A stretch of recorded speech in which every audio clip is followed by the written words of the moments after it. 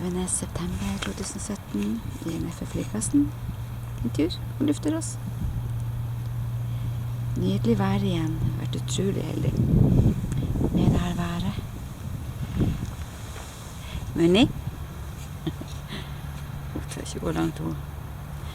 Se så fint. Ups, jeg må bare reise meg. Munni. Mor filmer deg nå. Munni, kom her. Får ikke lov å gå noen plasser. Kom. Munni, kom. Kom. Kom. Full fart. Kom. Ja.